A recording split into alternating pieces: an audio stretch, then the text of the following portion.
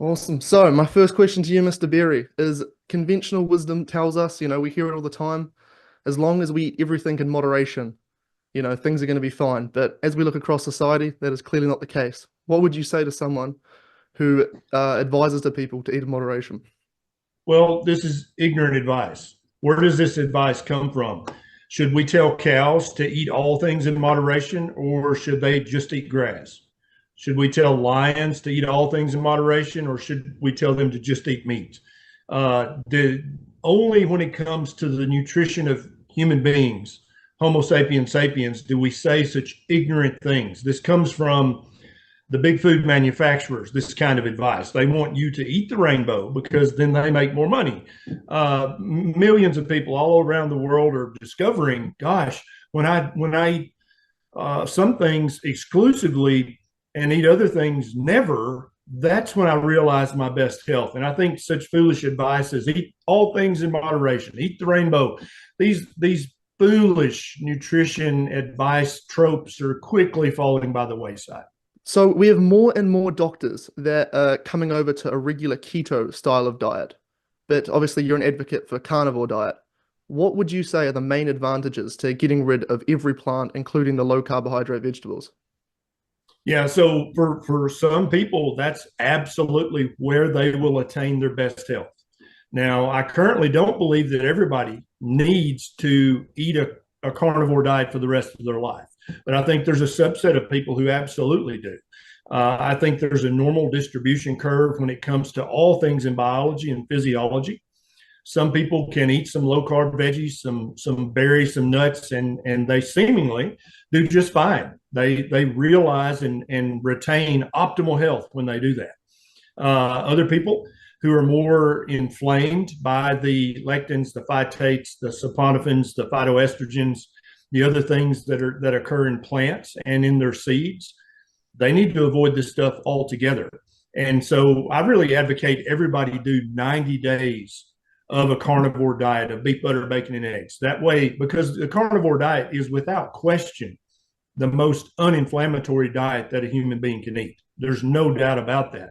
And after you've done that 90-day purification of your personal physiology, then you can say, but I really love cashews, man, or I really love coffee, or I really love whatever plant food it happens to be.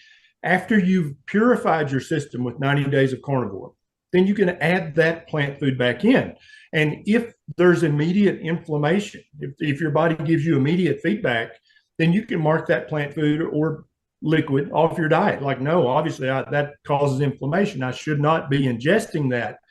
Many people do this and they find, oh, there's a list of 20 or 30 plant foods I can eat and it's just fine. Other people say, nope, every time I introduce a plant food, I have inflammation. So obviously, I am meant by my physiology to be a carnivore. Hmm.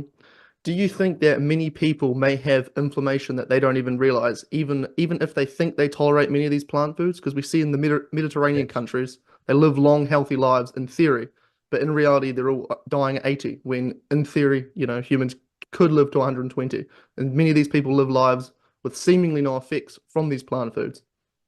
Yeah, it's a principle of human nature that we get used to what we're used to. Mhm. We have to do that, or we go insane. There are so many things in our life every day. We have to ignore those things because they're so mundane and so commonplace that if you focused on every mundane thing in your life, you would go insane.